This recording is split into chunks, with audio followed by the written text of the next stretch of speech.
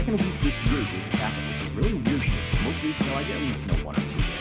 And this week I've got nothing.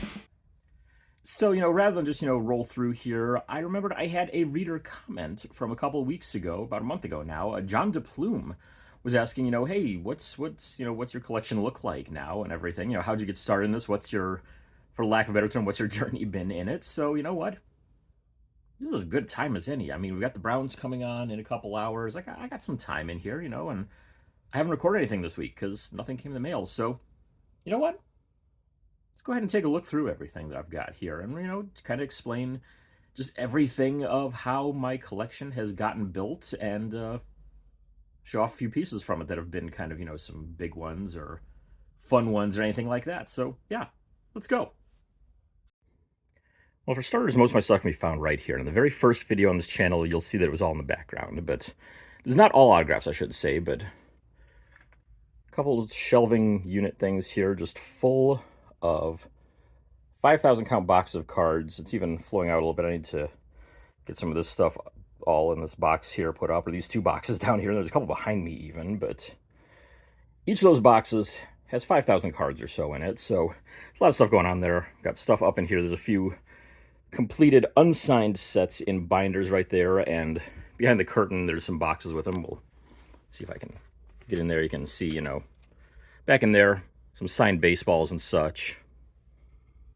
Other random stuff back in there. So it's somewhat organized, but probably could still be better. It's something I'm planning on working on this winter. So got those at least.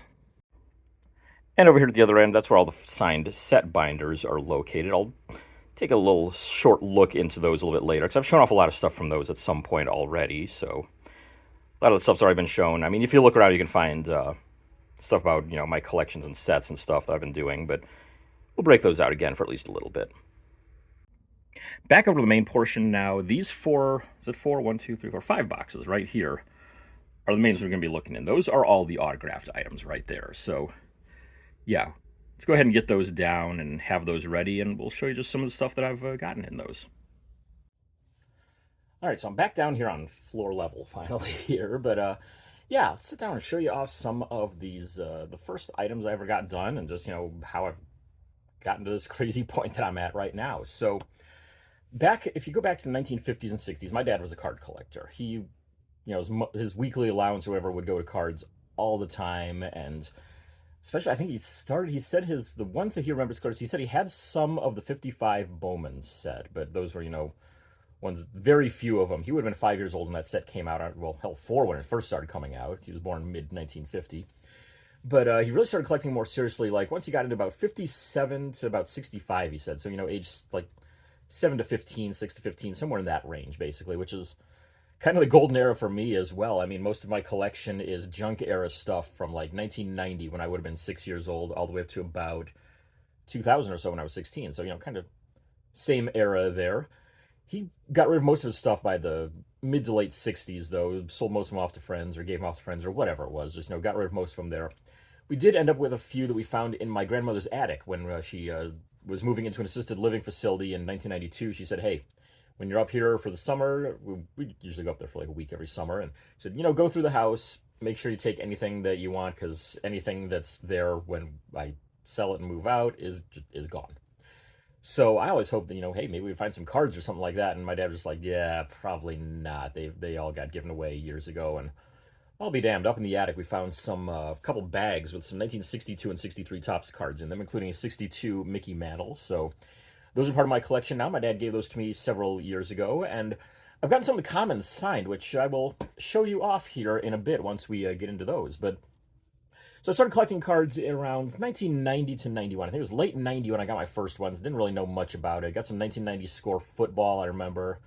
A few cards that, I can pick off the top of my head, like the 1990 Score Luis Sharp was probably in the first pack I ever opened, because I remember seeing that card come up a lot, and I've got one that's beaten all to hell in here somewhere. But yeah, so that was where I really started. And the first pack that I remember, that I really clearly remember buying, was a 1991 Donruss Rack pack. 45 cards or thereabouts in it, and that one got me hooked because, I mean, one of the cards that was in there was of Dave Stieb, who my dad and I saw pitch his no-hitter in 1990 in Cleveland. We were at that game, and so getting a Dave Steve Diamond Kings card in there was pretty cool. And then as the pack went on, I found a card of my favorite player, Corey Snyder, who had just recently been traded from the Indians to the White Sox, but had him in there in Indians uniform. It's like, all right, I mean, a guy that I just saw do something great and my favorite player all in my first pack. Yeah, I didn't like totally Charlie Brown and Joe Schlabotnik it, so it's like, all right, this is happening. I'm gonna be sticking with this for a while now. I mean, here we are, 30 plus years later, and I'm still at it, so it worked out eventually. So my first autographs came later in 1991. I'm gonna see if I can pull them out from here. There's a big box of signed 8x10 items, and whoa, careful there, printer. Hit the shelf on the printer there. But I don't remember exactly which one of these two came first. So I'm going to show both of them off once I come across them. I hopefully have everything pretty reasonably well organized. That's all notes that I've gotten from players. A ticket stub, the score sheet from the press box they had for the Cleveland Indians final game is in there. Not signed at all, but still kind of a cool collectible that I've got there. My ticket stub from it as well. So those 8x10s, let's see here. Okay, good. Looks like I have all of my stuff reasonably well organized in here, and hopefully I can come across it quickly. Yes, there's one of them. Hopefully the other one is right here as well. So just to show you, this is a stack right here of all about approximately 8x10 photos that have been signed. So, I mean, it's a pretty good size stack. Right on top there is myself and Kai Hoskevy, soccer player, a few years ago. Hoskevy played for Houston, the Cleveland teams, and Baltimore in the MISL, and played for the Finnish national team as well. But I actually met him when I was about like 2 or 3 years old. He came to my family's church we were going to in Ohio at the time, and now, this is me when I was about 35 or so with him. So, yeah, cool stuff there. 35? Somewhere in that range, in the early to mid-30s. So, let's see here. I've got those. Not sure where that other first one ended up. It might be down in here since it's slightly bigger. Huh. I'll figure this out eventually, but at the very least, I've got one of them here. This comes down to trying to remember, okay, where might it have ended up? And these are slightly larger items down here, so hopefully it's in this bottom part of this pile. Not too hopeful, though, because I'm not... Oh, there it is. Okay, did find it. We're good. We're cool. We can call search parties. So the very first two autographs that I remember getting, one of them, my mom actually wrote the date on the bottom of it and the player and all that stuff, and it was at the first game that I went to in 1991. Usually my family go to like 2 games every year for the early 90s. I know in 1990 we saw the Indians beat the Tigers, and we saw Dave Steve's no-hitter. 1991, we saw the Twins in the Indians. The Indians took a big lead and blew it, which was common for that era. It was Jeff Mutis's debut as well on the mound. He didn't pitch for long in the majors, but we saw him make his major league debut. But the player that signed for me was Mark Lewis, who at the time was a huge prospect for the Indians. He was the number 2 overall pick in the 1988 draft. Had his first cards in 89, and I didn't know what I was doing. I'm like, I saw people, down close to the field getting autographs, and we had seats close by, and I said, oh, can I go down? Can I go down? Can I go down? And my mom's like, yeah, here's a pen. She just had a ballpoint pen in her purse, and grabbed the roster sheet they put in the game program. And so I went down there, and Mark Lewis is going down the line signing for everybody, and so there you go. It's kind of hard to see because it's in ballpoint pen on a dark spot right in there. See if we can zoom in close on that. But I did get Mark Lewis on there, and I think that was the first one I got. And this was on June 15th, 1991 at 7:40 p.m. My mom wrote it down at the bottom there and everything on it, so I know exactly when I got it at least, so there is that. But around the same time, we used to have card shows at the Great Lakes Mall in Mentor, Ohio, right near where I'm from, and we used to go to the mall like every Friday, get out, walk around, get whatever needs to be gotten if there was anything out there, and they advertised card shows in the local paper. And so they would have some autograph signers there, and one of the guys that was there was 1980 American League Rookie of the Year winner Joe Charbonneau. And they had just, some plain pieces of paper with a photo of him on them, if you didn't have anything else, which I didn't know anything about this. I never thought of getting anything else signed, so, I had the freebie there. And okay, so back then I was still going by Andy, so you'll see right there, personalized to Andy. Best wishes, Joe Charbonneau. And so got that one signed, and that was right around the same time. I'm not exactly certain as to the exact date that I got them signed or anything like that, but yeah, both those were right around sometime there in mid 1991. So that's where it all started out, was right around then. After that, let's see here. I'm trying to figure out which box. Okay, good. I only need to get into the second box here, so that's not too bad. After that, I remember reading something, I think it was in Sports Illustrated for Kids, about getting autographs through the mail. I'm like, oh, this is a game changer. I have cards. I can mail these out. Let's try doing that. So it went somewhere probably in 1992 or thereabouts. But I mailed out my first ever request. Let me see if I can move some of this stuff away here. I'm trying to figure out exactly how I can best shift around some of these boxes as I go through them. So please work, please work, please work. And it just barely works. Okay, good. Just enough space to slide that off. So my first ones I mailed out were in 1992, and I figured, you know what? I'm gonna try 3 players that I like. So I sent out a card to Jim Abbott at the California Angels, to Mark McGwire at the Oakland A's, and to Sandy Alomar Jr. at the Cleveland Indians. And the first one I got back was Mark McGwire. He didn't sign the card, and they just included a preprint postcard that says, "Oh, hey, yeah, I don't have time to sign. Have this card, have this photo." And I thought for a long time it was really signed, but no, it's preprinted on the back. I figured that out after a couple of years or so. But the next one I got back was Alomar, and the third one I got back was Jim Abbott. Abbott also sent a pre-signed photo, which I thought was legitimately signed for a long time too. And then you learn, nope, that's a preprint on it. So it took a little while longer before I figured that out. But Sandy Alomar Jr. did indeed sign his card for me, and I still have it to this day. That's one that I keep in here, but I know I'm never trading because, I mean, yeah, that's not happening. So let's see here. Yeah, it was a 1991 Donruss All-Star card number 51 in the set. And that is the first card that I ever got back by mail.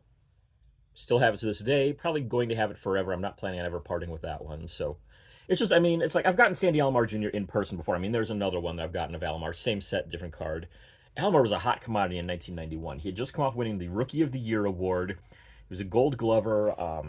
Yeah, I don't have another card of him to find out what his stats were that year, but he had a big year, obviously. I mean, putting those two things together, and everybody thought, yeah, this is the next big thing among catchers. This is going to be the next Johnny Bench. And then he couldn't stay healthy for the next 5 years or so. This guy in Texas that they call Pudge ended up passing him. And yeah, Ivan Rodriguez ended up as the catcher of the American League for the next decade or so, while Alomar was kind of playing second fiddle whenever he could stay healthy. But hey, he was MVP in the 1997 All-Star game in Cleveland as well. So he had that going for him, which is pretty nice.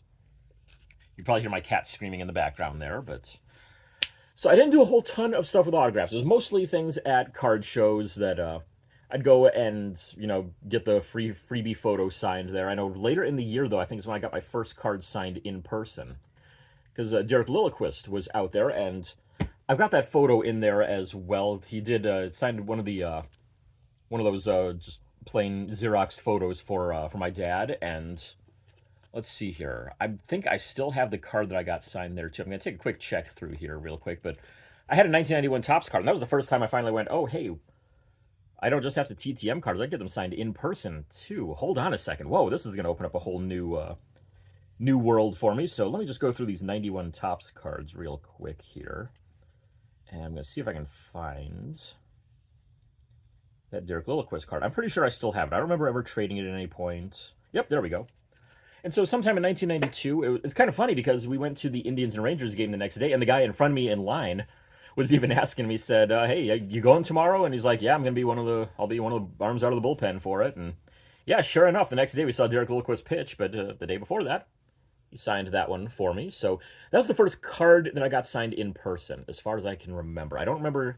I know I've gotten some Browns cards signed over time as well, and a couple Cavs ones too, but that was at least the very first Indians player on a Padres card, of course, but still, it was the first one that I remember getting signed. I know, I think, yeah, it wasn't until 93 that I got one of the Browns ones done. So, there you go. That's at least a little bit of a start there. My first ever football in-person outing was actually late 1991 as well, so kind of in between those. I don't have it right here with me. I'd have to dig through a couple of the boxes or some stuff here. It might be back in there somewhere. I don't know. It's around somewhere here, but I got a every year the local newspaper, the Lake County News Herald, did a small booklet for the Cleveland Browns training camp with everything upcoming, all players on the roster, all that, and I took that with me. And 1992 one day, or 92, 91, 91. Definitely 91. Pretty sure it was 91. One of those years. Whatever the last year was that they had at Lakeland Community College in Willoughby slash Kirtland, Ohio. There, kind of right on the Willoughby Kirtland Mentor border there. But my mom used to take classes there, so we went down there one day and went to watch training camp. Yeah, this area there where the players would go back to the locker room and you could stand along there and ask them to sign for you. Bernie Kosar didn't give us the time of day, unfortunately, but I did at least get a couple of guys, including so defensive lineman Tom Gibson and backup quarterback Todd Philcox. Both signed the cover of it for me, so I've got one signed by both of them, and got a couple of former Browns players to sign it eventually later on as well, just for the hell of it. But yeah, I'll it's somewhere tucked away there, but. So let me think. The 90s, 93, 94, 95, 96. Didn't really do a whole lot outside of, getting stuff signed at those card shows and all that.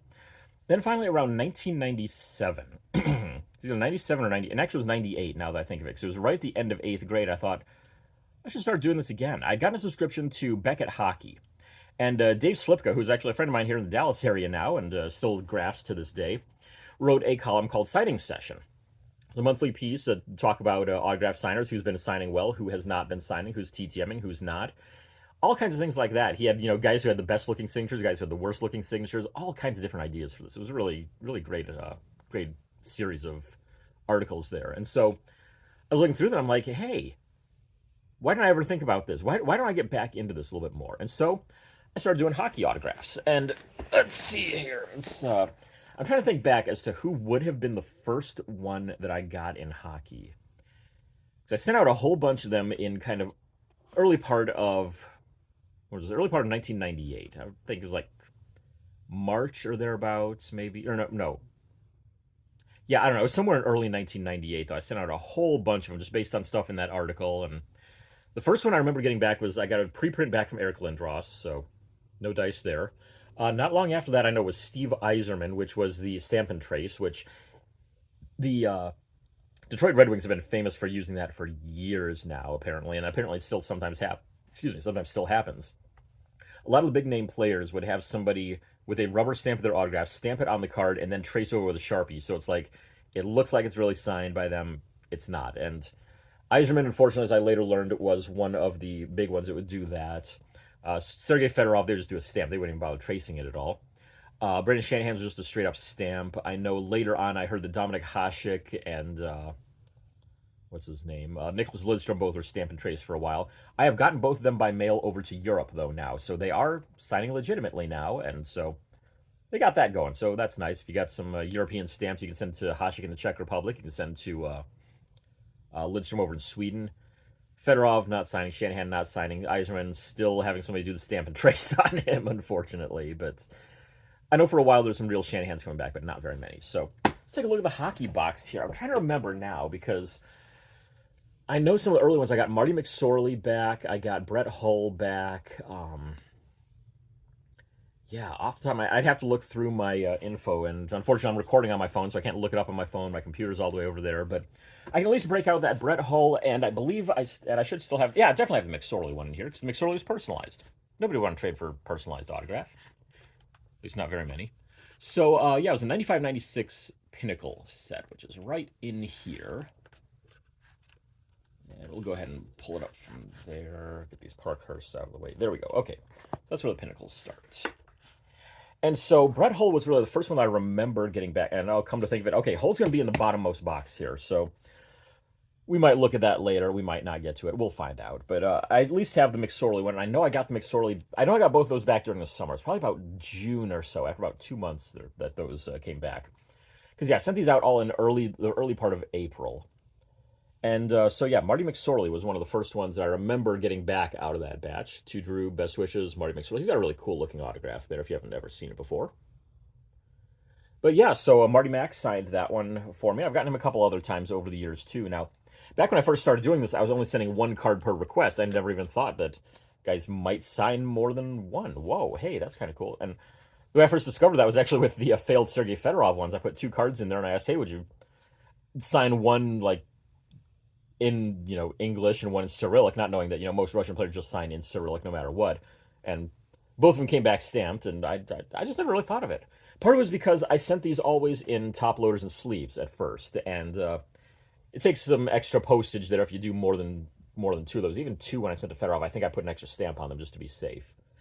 So yeah, I'm trying to think. So I kept on doing that for a little bit throughout the next couple of years, but again, it just kind of fell off quickly. I just never, got into the habit of it, and I only got like a $4 a week allowance at that point. Stamps were 32 cents each, so for a $4 a week allowance, I'm only getting 10 stamps, which is enough to send out 5 requests. It's like 5 requests a week. Nah, I don't think so. I'd rather spend my money on something else there, and typically did. So the TTM kind of fell off again after a couple of years. And it's funny because I sat there for years still compiling cards. I'm like, oh yeah, I can mail this one out. I can mail this one out. I can mail this one out. And didn't start mailing anything out again until 2003. So yeah. So in-person graphing, never really did it much.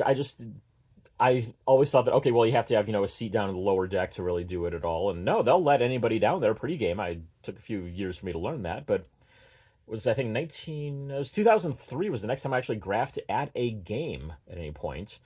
I'd gotten tickets through a church auction to see the Indians and Padres play in 2003. And actually I'd started doing hockey in person just before that. So let's back up a little bit to that point. Paul Buxton's website back in the day was great for info about in-person graphing, how to go about doing it, just kind of tips and tricks of the trade. And so I learned from there, and when I was in college up in Boston, I discovered, oh, hey, I'm actually very close to several, big name hotels. I can actually get all the way over to the what was in the Fleet Center, now the TD Bank, TD Garden, Boston Garden, whatever you want to call it. I don't. It's changed names so many times. I mean, originally it was Boston Garden, then they built a new one, which was Fleet Center, then became the TD Bank North Garden. Now I think it's just the TD Garden, something like that. It changes so much I can't even really keep up with it. But anyways, I went down there because I went home for winter break over Christmas, and a whole bunch of stuff had happened, and I find just this idea pops in my head saying, you know what, I should start getting autographs up there because I'm close to everything. I can probably find what hotels they're at. I can go to the morning skates. And so when I was home there for Christmas of '02 into New Year's of '03, bought a guitar, started playing that, which I've been doing ever since now too, and decided, you know what, I'm going to start graphing. And so I did. So I went through all of my cards, which was not quite as many as it is, now here, but still, it was a decent amount. A lot of this hockey stuff I'd already had by that point. And I looked through and went through everything and figured out, okay, who's on an NHL roster as a player, who's on it as a coach, as a broadcaster, anything like that. Pulled all those cards out, and I think I only pulled like, 2 to 4 cards of each player and took them with me. And again, start out never carrying more than like one card of a player at a time there. And first day that I went out there was to the Bruins morning skate. They had this, or no, it wasn't even the morning skate. I don't think it was just a regular game day, and it was an afternoon game on MLK Day, so they didn't have a morning skate because you don't have them for morning games or for afternoon games at all. So I went down there and figured, all right, I'm going to try to get these guys. They come in, and found out I was the only one down there. I think there was like 2 other people who really weren't like serious graphers at all, and just hanging out there and hoping, well, somebody will stop coming in, right? And no, we couldn't really identify anybody. Steve Shields walked right by us, didn't even recognize him because he had a hat on, had his jacket pulled up. It was like 15 degrees out with a real strong wind. But finally, we did spot Hal Gill because, I mean, anytime you see a guy who's 6'7" walking down the sidewalk, you realize, hey, wait a second, that's a rarity. And so we realized, hey, Hal Gill, would you mind signing for us? And I said, yeah, no problem. And let's see if I can pull that one up. I'm trying to remember which set this was in.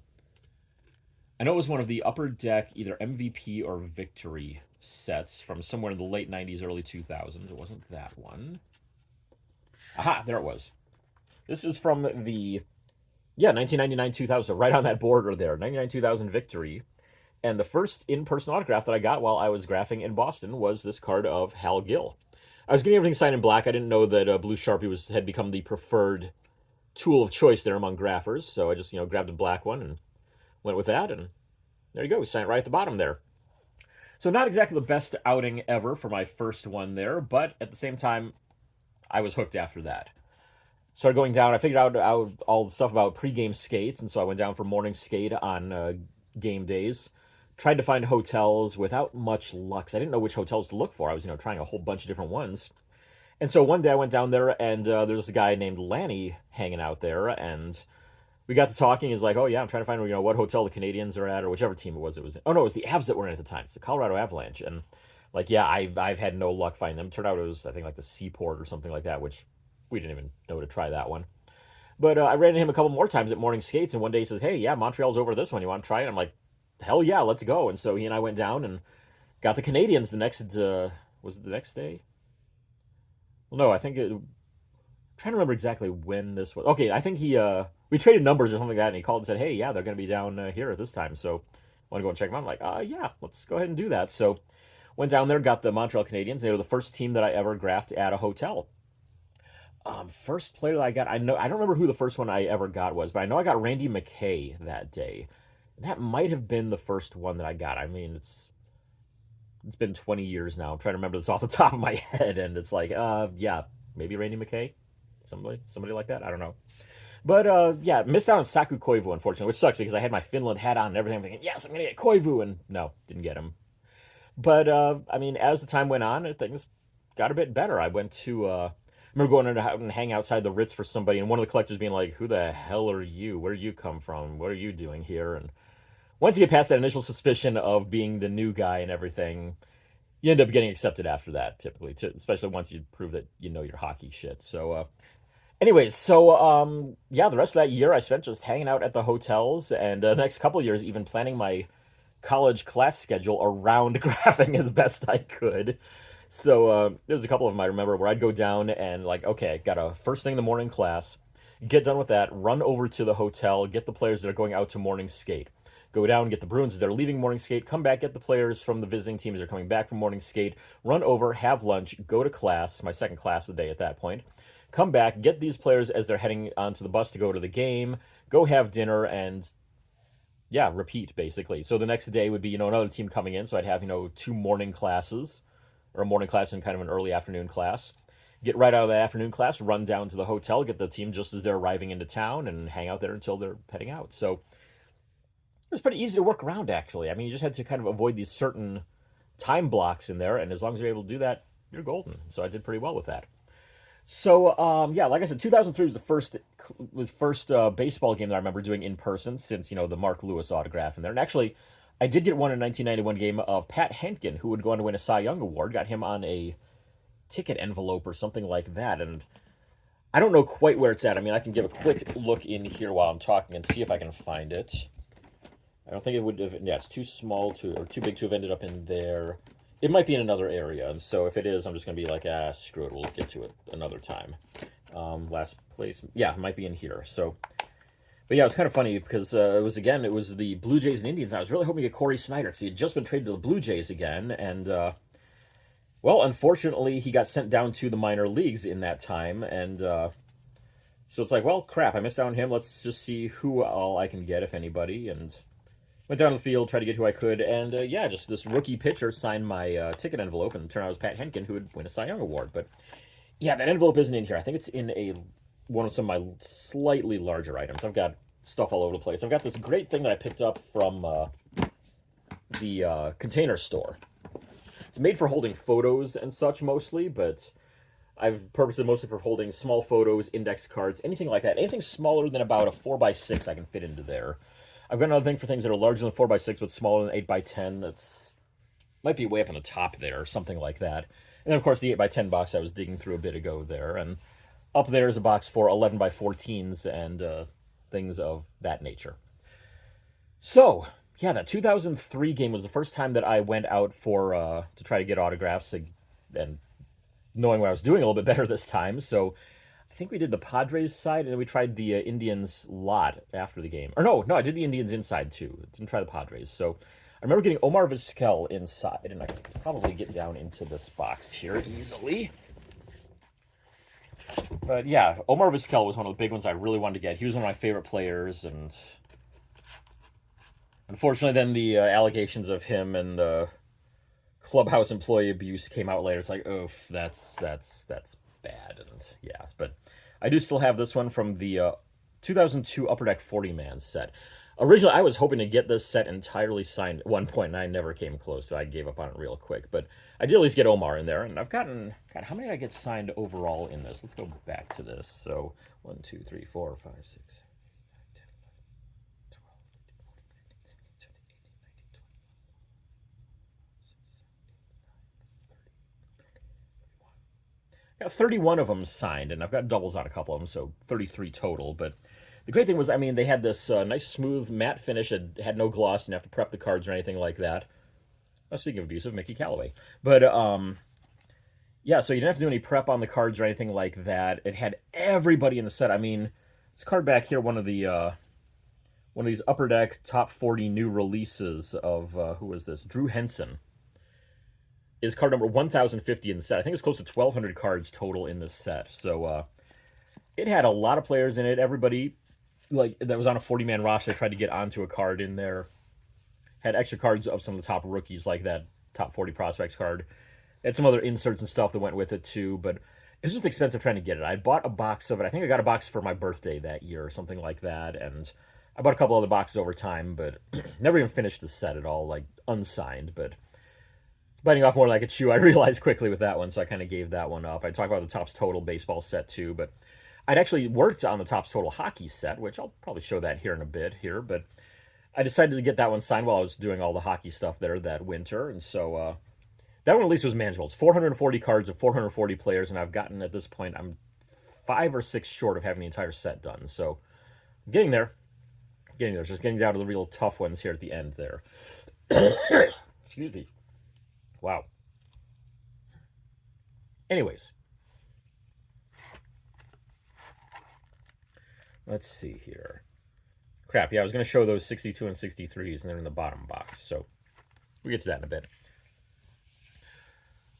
So, yeah, I did in-person stuff all throughout college. Unfortunately, I had to miss a year, basically, because we had the hockey lockout, or strike, that knocked out the entire 04-05 season. So, the second half of the 02-03 season, all of 03-04, and then the first half of the 05-06 season. So I did pretty decently across my time there. I got several hundred cards signed over those years. Ventured a little bit into basketball during that time, too, because a lot of times a team would be... You'd get like a basketball team leaving the hotel just as the hockey team was arriving, or vice versa. And so it's like, you know what? I might as well carry some index cards with me, get some of those signed. And let's go ahead and pull out a couple of those here at least. I always carry the index cards with me just for hockey even, because if you see a player there that you don't have a card for, but you want to still get them to sign, you know, drop them on index card.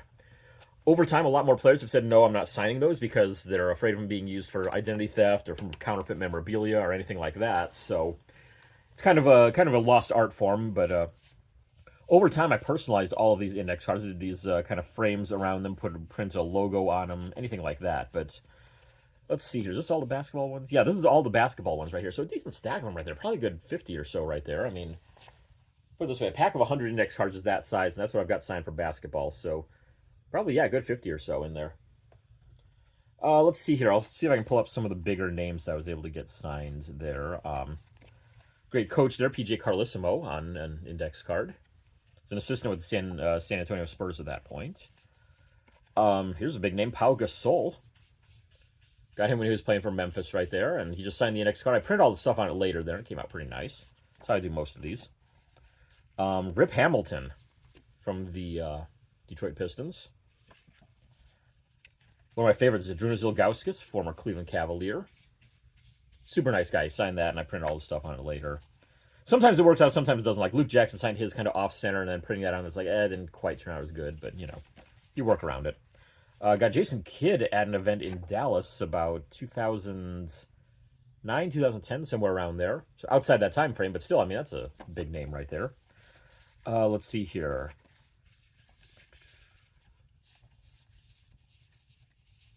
Oh, here we go. Signed it upright, and it turned out just fine when I printed it around it. But Greg Popovich, Hall of Fame coach. Got him when the Spurs were in town. That's when I got a Carlissimo, too, and a couple other guys. But let's see. I think that's about it. Okay, yeah, we'll show the Joe Tate. I mean, that's a legendary broadcaster right there. Cleveland Cavaliers. Used to work with the Indians, too, and the Cleveland Rockers of the WNBA. So had to get him. Rudy Tomjanovich as well. Just signs it Rudy T, which is kind of cool. But yeah, those were kind of the bigger ones I was able to get over time there in basketball. Hockey, no real huge names on the index cards at all, but yeah, I'm trying to think if there was any really great names that I got in hockey that I've got in these boxes here. And it's almost kind of a who's who of hockey there for the 2000s or so, because hockey has very few guys that absolutely refuse to sign. And oh, hi Sid, you're trying to come over? We've got a cat that's trying to make her way over here, looks like. So come on, come up here. Or don't.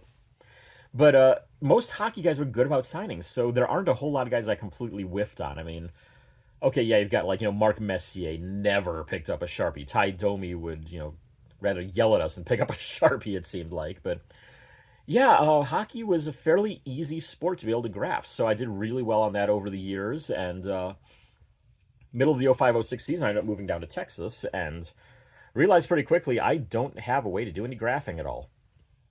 It's like, crap, what do I do now? So that's when I got back into TTMing. I sat there for the entire 2006 calendar year going, God, what am I going to do? What am I going to do? I don't have a way to do this. So I asked my grandmother for Christmas, said, hey, could you get me the Harvey Meiselman address list and send me the link to him? And she got me the baseball, football, basketball, and hockey ones. And so I was off and rolling once again. Used those to mail off to a bunch of players. Got on sportscollectors.net after a couple of years and tried to mail out to guys using that info as well and had a lot more success once I did that. But I was off and rolling once again. And the first one that I remember getting back, once I restarted, let's see if we can find the card of him in here. I think I know exactly where it's at. Yeah, there we go, because I bought a whole bunch of this 05-06 Upper Deck MVP, because I was hoping it was the cheapest hockey product out there, and I was hoping to finally get a Sidney Crosby rookie card in there, and crazy thing is I bought probably, like, 2 or 3 blasters of it and never pulled a damn Crosby from. Got 2 Ovechkins, got 2 Lundqvists, never got the damn Crosby rookie card out of there, no matter how hard I tried. I actually mailed off one of the Ovechkins to try to get signed because I was stupid, and yeah, that never came back to me. But I still do have one of the Ovechkins up there. I've got, I think, one of the Lundqvists. I've mailed off to Lundqvist twice. Didn't get that one back, but I've gotten him back on another card at least. But let's see here. Yeah, let's go ahead and see if I can pull up that first TTM that I got back. And yeah, there it is, right off the top. Got Peter Bondra back. And he was the first TTM that I had received back while living in Wichita Falls. So it's like, all right, I am off and rolling once again. So I started doing a bunch of baseball, hockey, a little bit of football, even some basketball occasionally, some NASCAR, and it was kind of built on from there. And so, yeah, I was back at it, stayed at it once I was down here in Arlington. Did a lot more in-person here in Arlington, because in Wichita Falls, you don't really have any in-person opportunities. You get the Rangers caravan that comes through every year, and even that usually I have to miss because I had stuff going on with the hockey team that I was working for at the time. Went up to, they had a casino in Oklahoma that did a couple of signings on the weekend between the championship games and the Super Bowl. So got a few guys up there. Went down to the occasional Stars practice, the occasional Rangers game. Did some stuff there, but not too seriously until I got moved down here to Arlington, which was 2013, and been rolling on it ever since. So there you go. That's the story. Let's go ahead and go over now. I'm going to get down to this bottom box here if I can, and we'll show you off those 60s cards that I mentioned as well. All right, so I got those other boxes put up, down to this bottom one here finally. And so, yeah, let's show you some of those cards that used to be in my dad's collection and some of the older stuff here as well, and just some other randos that I've got in here. So let's see here.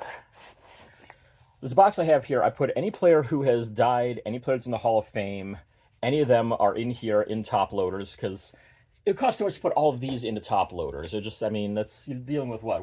4 5,000 count boxes. Now, when you put them in sleeves, it kind of reduces it probably to about 4,000 each of those. So you're dealing with 1, 2, 3, 12, about 14,000 cards in sleeves. That's good enough. I don't need to put every single card of every single player into a top loader. So trying to be as judicious as I can in their use. But I also put any card that is more than 60 years old, I will put into a top loader as well. So right now that means every card from 1963 on back is at least in a top loader. Here's a decent number of them from 61 to or 60 to 63 right there. So gotten a lot of older stuff signed, but the oldest ones I have in my collection, these are what years? This is 1951. 51 Bowman, Billy DeMars, 51 Bowman, Bobby Brown, and a 51 Topps Eddie Robinson. So there you go, got those right there. Those are the oldest ones in my collection. Those are, I mean, I'll put it this way, my dad would have been a year old when these cards came out. Maybe even less than a year old, because he wouldn't have turned 1 until August. So yeah, when my dad was a few months old, these cards came out. So, but yeah, I want to make sure, because, well, I found the Bobby Brown card at a card show for like $3. And I'm like, yeah, he signs. We'll get that one. Picked up the Billy DeMars on eBay or something like that for fairly cheap, and found the Eddie Robinson on eBay, and Robinson, I mean, he lived just over in Fort Worth, was an excellent signer, and I had to make sure I got this so I could have a complete run of at least one card signed from every top set from 1951 up to the present, which I have right now. And if you go to DFWGrapher.com, my website, you can see it on there, as it's right across the top of the page. So like I said, I was going to go into the 1962 and 63 stuff that used to be in my dad's collection. So, all right, we'll get these out of the way.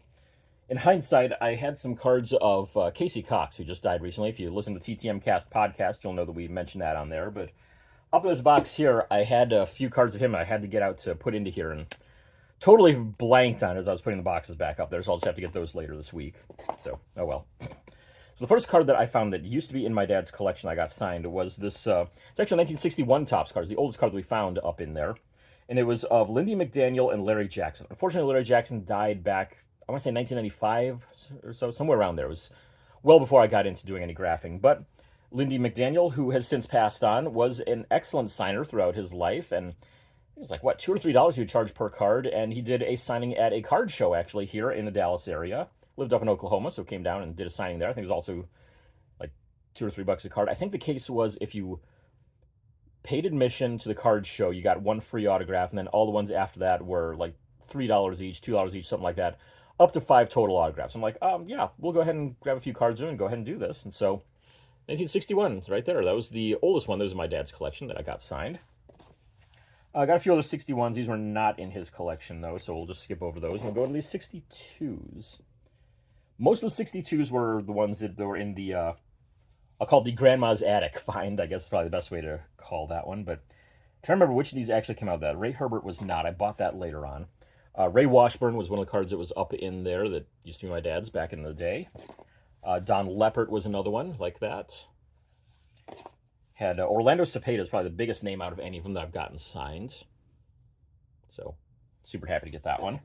I do have the Joe Torre rookie card up there, which I hope to get signed eventually, but he's been so inconsistent TTM that I cannot send that out. So I'm hoping, okay, maybe I can catch a private signing that'll be affordable and get that done. We'll see. I know he does a few signings at least. Anyways, back to all this. Don Tossig and Jack Baldshun, both there. Let's see, the Bobby Richardson I picked up elsewhere. Ed Hobaugh, though, I think may have been a part of that. J.C. Martin was not, but there's Ed Hobaugh, at least, who I think was out of my dad's stuff. J.C. Martin cards were not. Tito Francona, the original Tito, Terry's dad. Let's see here. Ted Savage was another one that was, in my dad's stuff, right there. Dallas Green was one of the first ones that I got back that I'd mailed out. He unfortunately used a ballpoint pen. It kind of smeared a little bit. You can kind of see it in there, but it's not as bad on this one as it was on a couple others.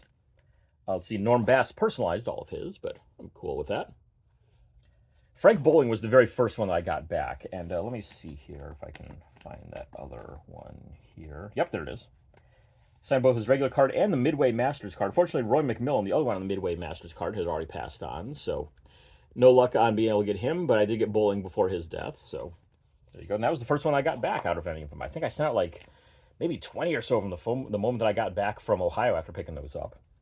Let's see, got Felipe Alou, got Lee Thomas. Both of theirs. Who else we got here? There's Frank Bauman and Hal Narragon. Got both of them. Narragon, actually, I had his 59 Topps card. I picked up at a card store for like $1.50 or something. And for a while, that was the oldest card in my collection. Then it later got passed by a Frankie Frisch 1950 Bowman card that I picked up again at a card store for like 50 cents because the back was all messed up on it. Eventually, all of that's been surpassed as I have a 1909 T205 card in here, which, I mean, none of these are signed, obviously, but still, it's oldest in my collection now. Let's see here. We got Don Lee on his, which my dad corrected on this one. He scratched out where it said Minnesota Twins and wrote in LA Angels at the bottom there, but Lee signed that one, personalized it. Looks good. There's a few other defaced ones that are in there, too, that I might dig out at some point, but I'd have to find that binder, which is... I think it's up in there. So, let's see, Tim McCarver. That is Tim McCarver's rookie card there as well. So, got him on that one. Who else did we get? We got Leo Posada, Frank Howard. Frank Howard is a big name. I'll show the Posada here as well. Leo Posada and Frank Howard, both on their cards. Bobby Shantz was one of the first ones that I sent out. Let's see which one of these. That was the one I think that I sent out from my dad's stuff. I've got 2 copies of it signed. They're both in basically the same condition though, so it's like, screw it. One was from it, one wasn't. Whatever. And then yeah, let's see. Got Al Downing on his rookie card. Solid pitcher throughout the 60s and 70s. Gave up Hank Aaron's 715th home run.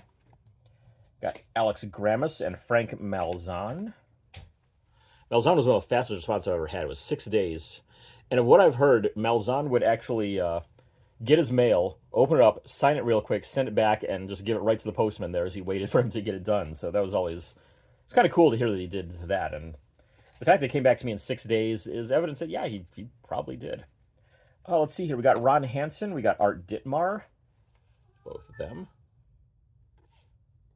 Got Juan Pizarro. You can hear my cat in the background again. Gary Bell. Smoke 'em inside. Let's see who else here.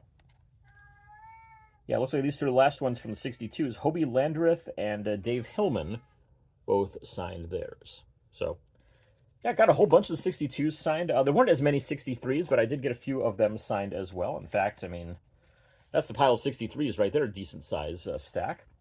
Got Bud Daly, got Bill Pierce. Love Bill Pierce's signature on that. That one came out real nice. Let's see here. Joe Moeller was not part of that. I'd pick that one up on the side. Stuff's falling. Got Billy Moran and Denny LeMaster. I think it's Denny LeMaster's rookie card in there, too.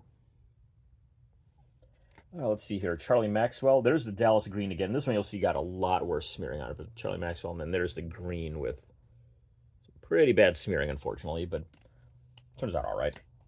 Let's see here. Got Hector Lopez and George Thomas. Got Chuck Esigian and Rich Rollins. Another Frank Howard in here, and another Gary Bell. Smoke 'em inside. If you haven't read Ball 4, you won't get it. So, anyways. We've got Dick Groat and Ike Delac. Dick Groat was a MVP, I believe, in 1960, if I remember right. Let's see here. Manny Mota's rookie card. This one was not part of my dad's collection, but I picked it up on the side as well. Got another Bill Pierce and a Hal Smith. One of the cards my dad drew on this collection has the catcher there in front of the umpire pooping on the ground. So nice. That's a keeper right there. But send a clean copy there to get that one signed. So let's see. Pizarro again and Russ Nixon. Nixon, I believe, may hold the current record for the most career games played without a stolen base, if I remember right. I know at one point Cecil Fielder had passed him, and then Fielder all of a sudden stole a base one day, and I think the catcher was so surprised he threw the ball into center field on it as well. But yeah, and then like a week later, Fielder stole second base, which is like, whoa, hold on, this is getting crazy now at this point. Let's see here, Johnny Edwards and Albie Pearson. Pearson, what height was he? Pearson was listed at 5'5" on his card. Small dude. Did a lot of charity work after his career was over with some kind of a youth camp that he worked with. I don't remember exactly what now, but yeah. Vern Law. I gotta show Vern Law by himself, because I mean, he loaded that up. Look at that. Good stuff about his Cy Young, his All-Star seasons, all that stuff on there. Great one right there. I think Law signs for like $10 or something like that. So if you haven't gotten him, mail off to him, send him a 10. He'll hook you up. And then last 2 I got here were Doug Camilli and Dave Giusti. This is Giusti's rookie card as well. He went on to pitch for the Pirates in the early 70s. I think he was part of their 71 World Series winning team as well. So, yeah, there you go. That's the old stuff I got from my dad's collection all in there. And what I've gotten signed out of it, at least. And like I said, you know, I keep any cards of any Hall of Famers, of any anyone who has died is all in here. So, let me see here. I'm trying to think of like some of the Hall of Famers that I could show real quick. I mean, one right off the bat here, Von Rodriguez. It's always good. Even like future potential Hall of Famers. Like I have Jose Ramirez's rookie card in there signed. That's staying in there whether he makes it or not. I mean, I think he might have a chance. We'll see. We'll see what he's able to do with the rest of his career there. Goose Gossage on the mini there. I always like those minis. It's pretty cool. What's funny is I didn't ask for anything but a signature on this one. He puts the Hall of Fame 2008. When I sent him a rookie card and asked, hey, could you put a Hall of Fame 2008? He just signed it, and that was it. So, kind of funny there. Go ahead and show the Hall of Famer rookie cards here since I've got those easily findable. And I said, oh, hey, I can show some Hall of Famers. Where can I find Hall of Famers? I forgot they're right here. So a bit from every sport. And then after this, we'll move on to just some of the signed sets I've been working on. I'm hoping to keep this video to under an hour. So I'm hopefully, I think I can do that. I hope I can at least. So we'll kind of buzz through these real quick here. But got Goose Gossage on his rookie card. A lot of these you may have already seen if you keep track of my TTM videos. But there's Goose Gossage on his rookie card.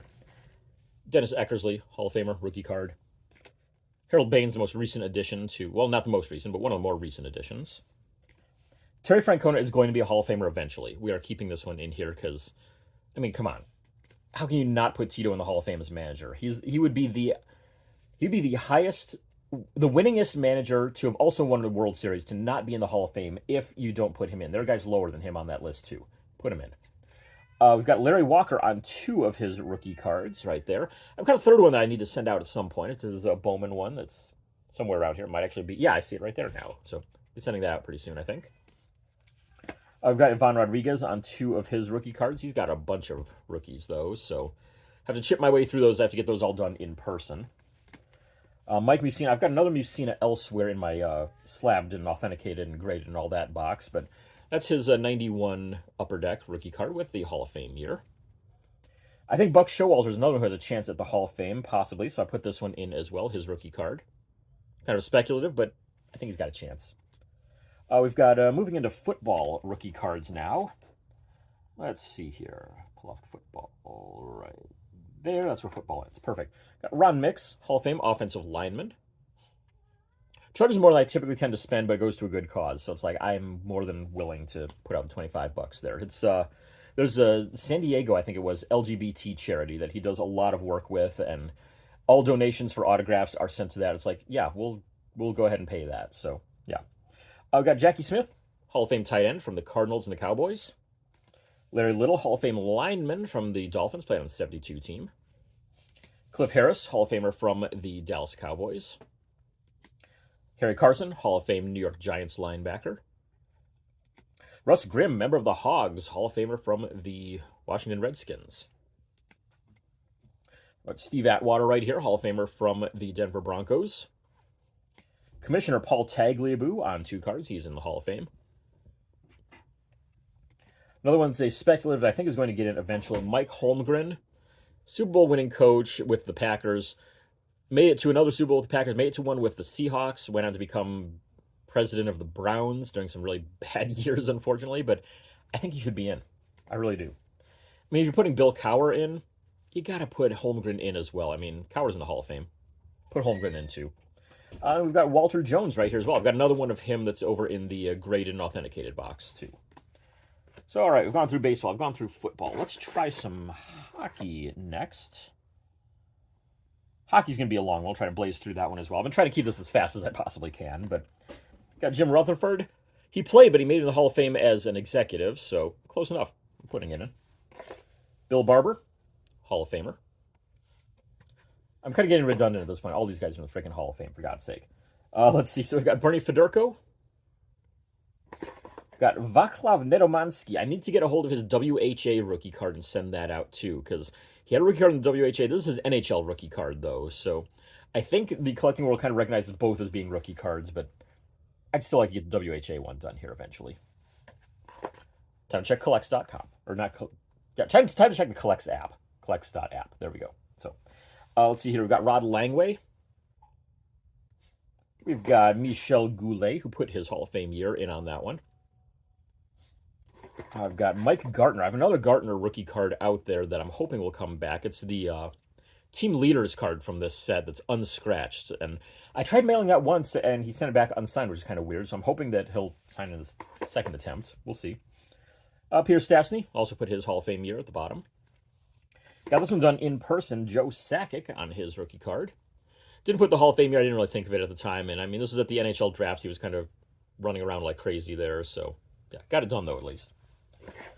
I've got Brian Kilray, who was a legendary junior hockey coach and executive. And the funny thing about this one is he signed it on the front there and on the back. So kind of cool, whichever way you like it. Marty Brodeur, this is a pre-rookie card. This is of him playing juniors. I guess you'd call it his junior rookie card, since this is his first release playing the Q with the Laser de Saint Hyacinthe. So good to get that one signed at least. Let's see here. We've got a couple of Rob Blake rookie cards. I was hoping to get the full run of Blake's, but I tried mailing off the rest that I had and never got them back. So I may grab them again and try them again, but we'll see.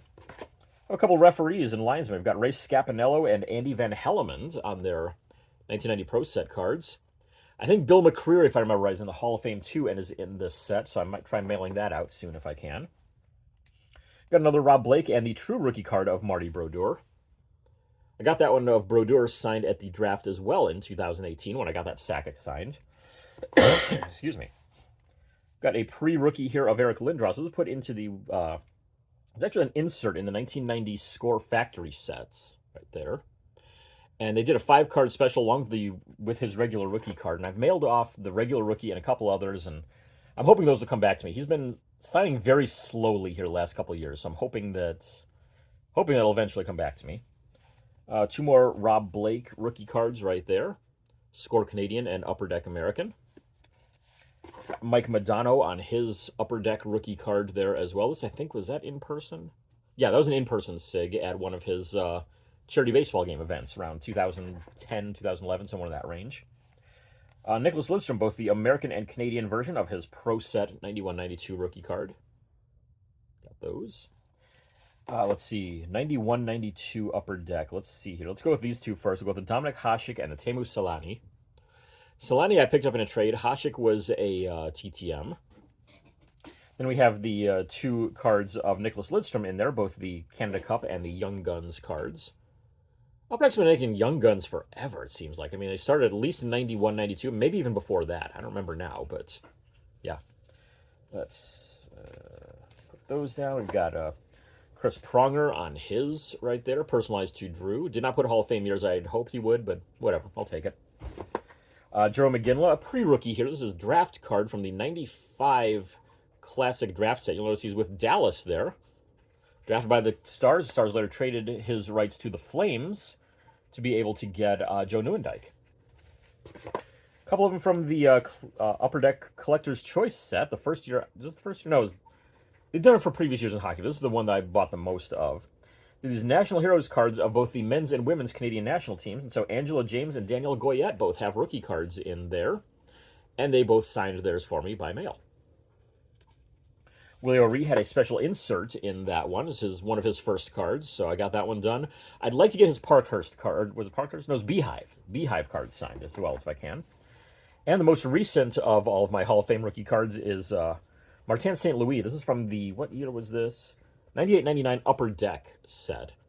He had just played for the Cleveland Lumberjacks in the IHL, and at that point, Calgary saw him and said, yeah, we'll gladly take you, signed to a deal, sent him off to the AHL, and called him up late in the season. He was off and running to a Hall of Fame career. So we'll go on to the basketball ones next here. Let's see here. Start with these tall boys first. The, what year was this? 1969-70 set. We've got Gail Goodrich and Dave Bing. Both had rookie cards in there, and I've gotten both of those signed. Jeff Baker from the TTM Cast podcast got the Bing done for me, and Goodrich was by mail, personalized right there. From the next season, we got Rod Thorne on another one of those tall boys right there. Another guy who got into the Hall of Fame because of post-playing career stuff. He worked in the NBA's front office for quite a while, and got in for his contributions to the game there. A few others here. We've got Louis Dampier with the Kentucky Colonels. Adrian Dantley with the Buffalo Braves right there. Put his Hall of Fame year on it, which is nice. You'll notice Dampier personalized his. I'll take it. Del Harris, Hall of Famer as a coach, and that is his rookie card. Don't think he ever played in the NBA as a player, but he's been a coach in some capacity since at least 1979. And let's see here. Joined the Rocks as assistant coach in 76, so he's been involved in coaching almost from like 76 to the present. He's always been like a head coach, an assistant coach, something like that. He's currently in the front office of Dallas's G League team. So, yeah, he's been around forever. What else we got here? We've got Dawn Staley. I need to get her WNBA rookie card signed. This was her first card ever with Team USA, obviously, on this one. And technically not counted as a rookie card, but I'm putting it in here because I've got a lot of kind of pre-rookie cards, they might call it. Such as Ann Myers-Drysdale. This was from a Sports Illustrated for Kids issue back in December of 1994, one of those tear-out cards they put in there, so mailed it off to her, and she signed it. Got Dick Vitale on his classic rookie. Technically, I guess you could call his star cards as a coach of the Pistons from the in the mid '80s. This is rookie cards, but for some reason, the hobby does not recognize star as being a legitimate rookie card, which is weird. I mean, PSA wouldn't even grade them until fairly recently. So, yeah, it's kind of bizarre. Speaking of pre-rookies, we've got a total of 4 here of Rebecca Lobo. We'll show these 2 right here first. And these 2 right here as well. These are from classic sets, draft sets there. And I gotta see if we can find some WNBA ones of her and get those sent off next. So I've got John Calipari. This one's kind of tough to see because he signed it in a dark spot there. But hopefully, maybe we can tilt it in the light. Yeah, I really can't see it very well at all. But he did sign it. I did look closely to see it. And in person, you can kind of see it there. I've got Van Chancellor. He's a Hall of Famer as a coach. Got Dirk Nowitzki, Hall of Famer as a player, of course. Let's see, and one more WNBA player here. This is Katie Smith, Ohio State. Put her Hall of Fame meter with it, too. Good to see. And then, yeah, there's a couple of other random ones here from a couple of the sports worlds. You've got Roger Penske, who is a Motorsports Hall of Famer. And a guy who's going to eventually make it into the Tennis Hall of Fame very easily, Roger Federer. So, that's the Hall of Fame rookie cards. And, you know, I think this is enough for now. I think I'm closing it in on about an hour here. I'd said that I was going to go through some of the autograph sets I'm working on. I've done videos on a lot of those. So if you really want to go and check those out, I think I've got this one. I think there's a playlist called like Collections Show or something like that on my channel. Go and look through that if you want to see some of those. And yeah, I'm going to put this video on that playlist as well. So there you go. That is my story of all of my graphing lifetime, basically. Thanks for tuning in. Thanks for paying attention to it. John DePlume, thank you for the question on that as well. Hopefully that answers everything for you right there. And yeah, thanks for tuning in again this week. And unfortunately, no TTMs, no in-person stuff, but we'll hopefully have that change in the next couple of weeks there. If you need addresses, go to sportscardforum.com. It is free to join and find addresses. Also use sportscollectors.net. $15 a year for that one, but it's got addresses and so much more. I highly recommend that out more than any site that I use. Sportscollectors.net. Sports Card Forum. Check those 2 out. The TTM Cast podcast. Jeff Baker and I talking about all things autographs and collectibles. Check it out at ttmcast.com. And, of course, check out my website at DFWGrapher.com. We'll see you next week.